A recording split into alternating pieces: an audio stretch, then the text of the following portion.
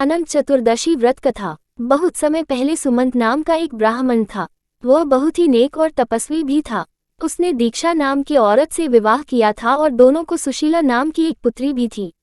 उनकी पुत्री सुशीला बहुत ही रूपवान थी, जो अपने पिता की ही तरह धार्मिक भी थी। लेकिन सुशीला जब थोड़ी बड़ी हुई तो उसकी मां दीक्षा परलोक से धार गई। पत्नी दीक्षा की मृत्यु होने के कुछ समय बाद उस ब्राह्मण ने कर्क्षा नाम की एक महिला से विवाह कर लिया। इसके कुछ समय बाद जब पुत्री सुशीला विवाह योग्य हुई तो उसका विवाह कौंडिन्य ऋषि के साथ कर दिया। विवाह में विदाई के समय जब ब्राह्मण ने अपनी दूसरी पत्नी कर्क्षा से बेटी और दामाद को कुछ देने के लिए कहा तो वह नाराज हो गई। कर्क्षा ने गुस्से में दामाद को ईंट और पत्थर देकर विदा कर दिया। कर्क्षा के इस व्यवहार से कौंडिन्य ऋषि काफी दुखी हुए। वे अपनी पत्नी सुशीला के साथ आश्रम जाने लगे, लेकिन आश्रम के रास्ते में ही रात हो गई। रात होने के कारण दोनों एक नदी के किनारे पर रुक गए।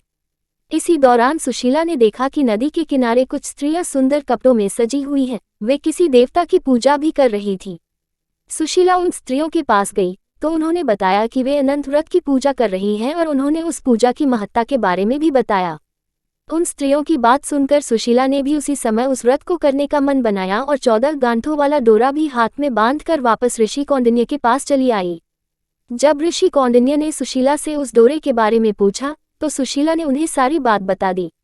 इस पर गुस्सा होते हुए ऋषि कौंडिन्य ने सुशीला के हाथों से उस डोरे को खोलकर तोड़ दिया और उसे आग में जला दिया। उनके ऐसा करने पर भगवान अनंत जी नाराज हो गए। इसकी वजह से ऋषि कौंडिन्य की सारी संपत्ति खत्म हो गई और वह कुछ ही समय में बहुत गरीब हो गए। इससे ऋषि कौंडिन्य बहुत ही दुखी रहने लगे। एक दिन उन्होंने अपनी इस गरीबी के बारे में अपनी पत्नी सुशीला से पूछा तो सुशीला ने बताया कि यह भगवान अनंत का अपमान करने के कारण हो रहा है। उन्हें वह डोरा भी नहीं जलाना चाहिए था। पत्नी सुशीला की बात सुनकर ऋषि कौंडिन्य को अपनी गलती का एहसास हो गया। इसका पश्चाताप करने के लिए वे तुरंत उसी जंगल में गए और अनंत डोरे की खोज करने लगे। कई दिनों तक वह जंगल में भटके, लेकिन उन्हें अनंत डोरा नहीं मिला। एक दिन जंगल में वो बेहोश होकर गिर गए।